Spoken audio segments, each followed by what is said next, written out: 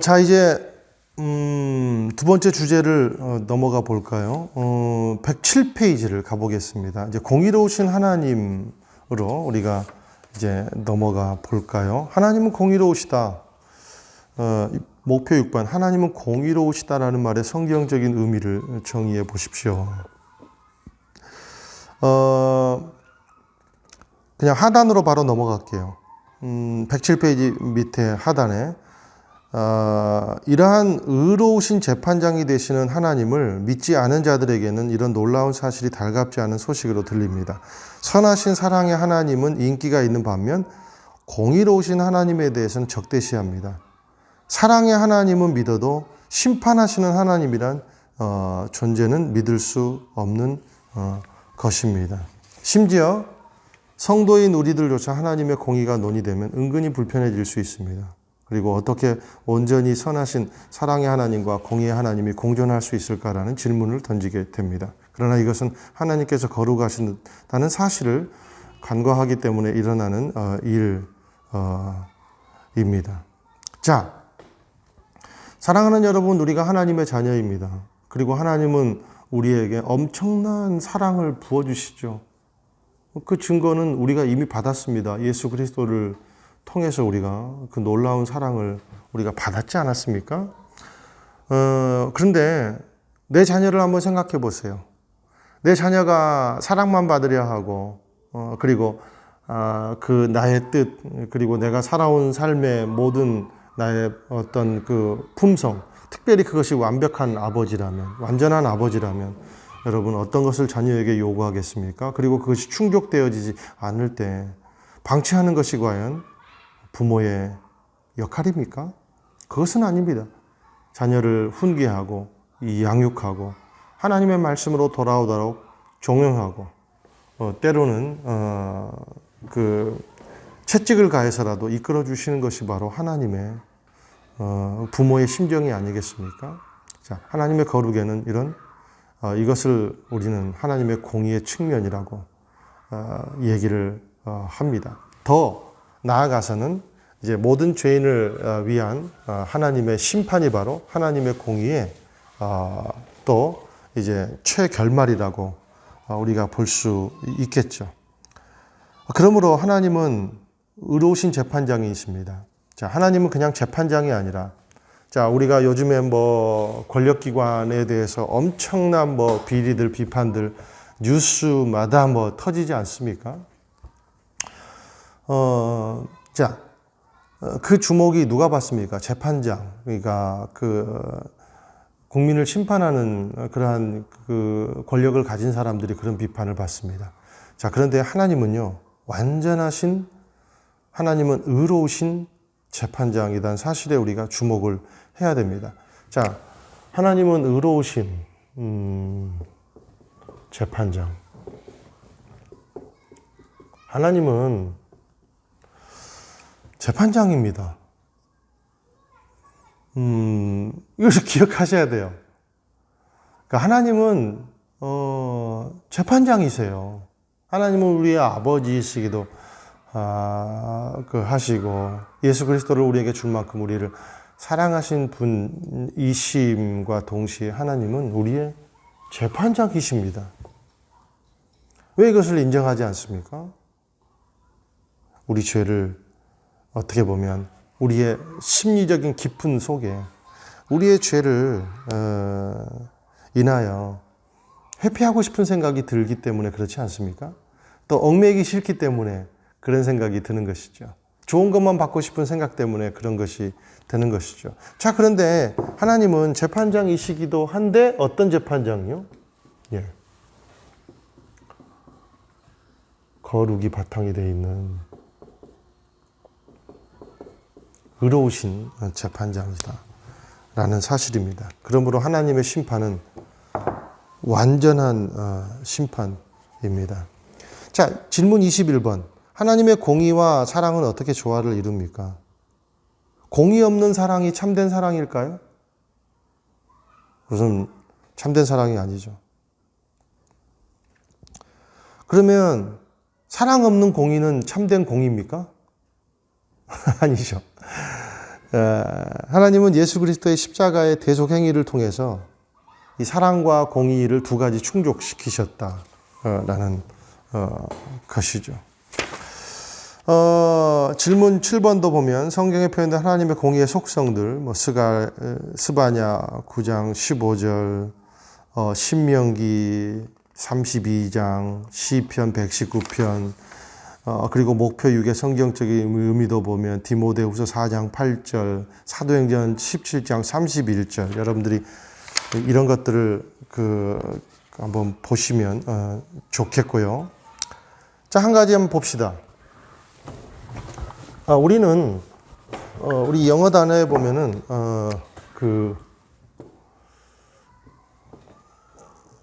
어벤지라는 말이 나오고, 그리고 리벤지라는 단어가 나옵니다. 하나님은 보복하시는 하나님이세요. 왜? 그분의 공의 때문에 보복하시는 하나님이시죠. 근데 하나님은 어벤지의 하나님입니까? 리벤지의 하나님입니까? 하나님은, 우리 편에서 볼 때는 리벤지지만 하나님은 어벤지의 하나님이십니다. 그러니까 어벤지의 뜻은 뭐냐면 정확한 근거에 의해서 심판하는, 보복하는 거예요. 진노하시는 거죠. 하나님의 진노는 뭔가 어벤지에 바탕한 진노다라는 것입니다. 복수심에 불타는 리벤지가 아니라 정확한 근거를 가지고 그리고 피해당한 것들, 그리고 하나님의 자녀를 괴롭힌 마귀, 사탄, 그리고 우리의 잘못된 행위, 이러한 것들을 정확한 판단과 근거를 가지고 가장 완전한 정의로 하나님 편에서 볼 때 어벤지, 그러니까 진노하시는, 보복하시는 하나님이시다라는 것이죠. 그래서 하나님은 괜히 그냥 내가 피해봤으니까, 하나님이 무슨 피해를 받습니까? 하나님은 피해를 입으실 수 없는 분이시죠. 하나님이 인간에게 무슨 피해를, 물론 죄 때문에 막 하나님께서, 이렇게, 낙심하시고, 굉장히 마음에 안타까워하시고, 괴로워하고, 그런 인간적인 표현이겠죠. 그런 것이 있을 수 있겠지만, 그런 것 때문에 그냥 막 화가 나가지고, 복수심에 불타가지고, 몇 월 며칠 날 링에서 보자. 그래가지고 네 글러브 껴라, 내 글러브 껴라. 그리고 KO 펀치 날리시는, 그러고 나서 막 돌아가시는 분이 아니시다는 것이죠. 하나님은 심판의 하나님이십니다. 명확한 근거를 가지고 진노하시는 하나님이시다라는 것이죠. 그래서 히브리어 체데크라는 말이 질문 24번에 나오는데, 어떤 기준에 맞다, 표준에 일치하다, 이런 말이 있어요. 이 기준을, 이 명확한 완전한 기준을 가지고 하나님은 인간을 심판하신다는 겁니다. 그것이 뭡니까? 하나님의 속성에 공의의 속성이더라 라는 것입니다. 자, 디모데후서 4장 8절에 이제후로는 나를 위하여 의의 면류관이 예비되었으므로 곧 의로우신 재판장이 그날에 내게 주실 것이며 내게만 아니라 주의 나타나심을 사모하는 모든 자들에게도 니라. 의의 면류관. 심판의 두 가지 기능, 믿는 자에게는 의의 면류관, 그리고 믿지 않은 자에게는 하나님의 어벤지, 심판이, 공의로우신 심판이 있다는 겁니다. 사도행전 17장 31절에 보니까 이는 정해진 사람으로 하여금 천하를 공의로 심판할 날을 작정하시고 이에 그를 죽은 자 가운데서 살리신 것으로 모든 사람에게 믿을 만한 증거를 주셨습니다. 라고 기록이 되어 있죠. 자, 공의. 의는 디카이오 시네라고 우리가 원어로 표현할 수 있습니다. 자, 의는 덕, 자질, 상태라는 말입니다. 자, 인간의 측면에서 마지막으로 우리 이 의라는 것에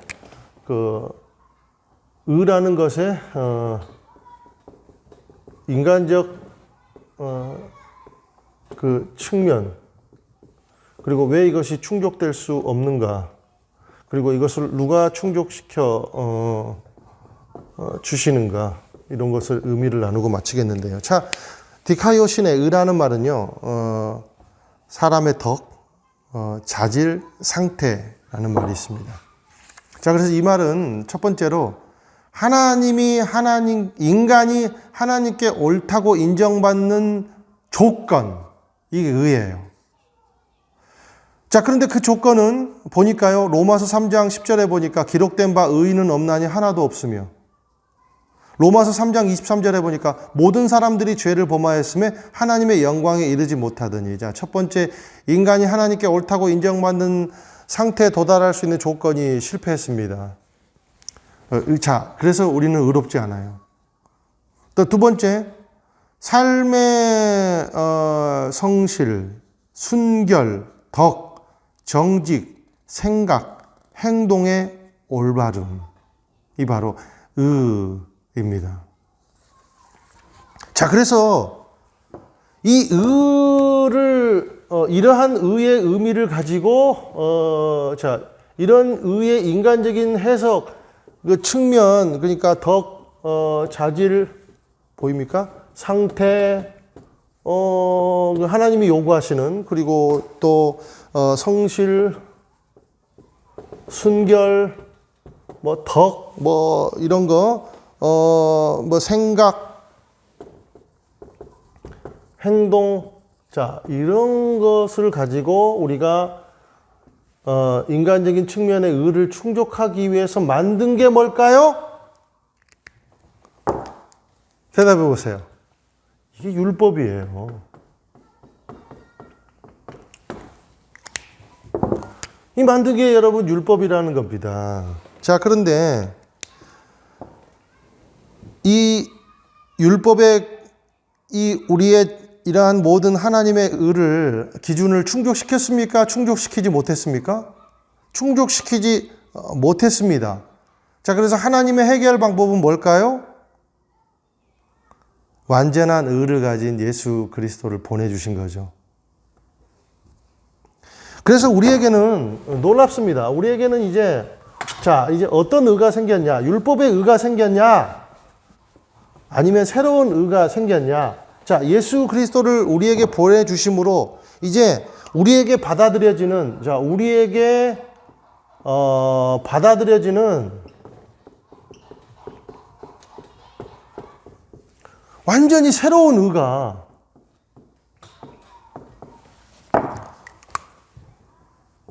의가 이제 선물 받게 된 거예요.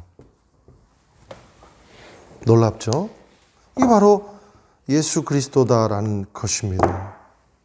그래서 하나님이 베풀어 주시는 그러한 은혜를 받아들이고 그 믿음을 통하여 이제 주인이 되시는 그 하나님께 용납될 수 있는 상태가 이제 의가 된 거죠. 자, 율법이 있을 때 율법으로 기준한 의는 우리가 하나님께 도달할 수 있는 덕, 기준, 상태, 자질, 생각, 올바름 이런 거였어요. 거기서 나온 것이 율법이에요. 그러나 그것으로 충족될 수 없기 때문에 하나님이 새로운 의를 부여해 주셨는데, 이제 그러면 우리에게 부여된 새로운 의는 무엇인가? 라는 것은 죄인에게 베풀어 주신 하나님의 은혜를 받아들이는 믿음을 통해 그 주인이 되시는 하나님께 용납이 되어 있는 상태. 이게 어렵습니까? 굉장히 중요한 부분인데 여러분 이것을 계속 리플레이해서 들으세요. 완벽하게 이해될 때까지. 자, 이제 하나님께 용납되어진 상태를 내가 그 믿음을 통해서 그 주인 되신 하나님께 용납되어진 그 상태를 우리가 이제 의라고 표현한다는 겁니다. 자, 그거를 근거하는 성경 구절은 고린도후서 5장 21절이에요. 하나님이 죄를 알지도 못하신 이를 우리를 대신하여 죄로 삼으신 것은 우리로 하여금 그 안에서 하나님의 의가 되게 하려 하심이라. 맞습니까? 틀립니까? 로마서 3장 22절에 곧 예수 그리스도를 믿음으로 말미암아 모든 자에게 미치는 하나님의 은이 차별이 없느니라.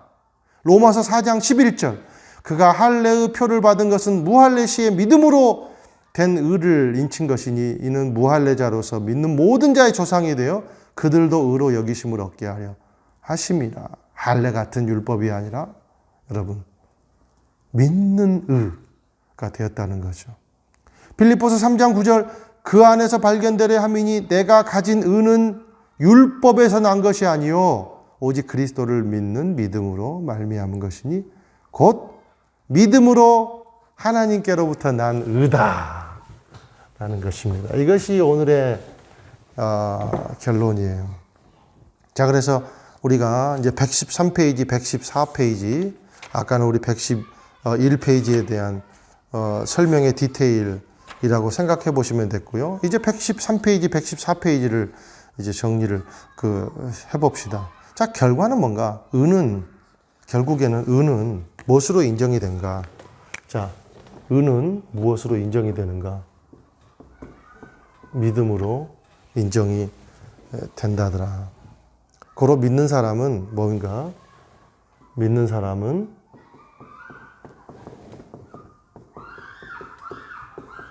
의로운 사람으로 간주된다. 라는 것입니다. 로마서 4장 3절. 성경이 무엇을 말하느냐? 아브라함이 하나님을 믿음에 그것이 그에게 의로 여겨진 바 되었느니라. 맞죠? 로마서 4장 20절에서 22절.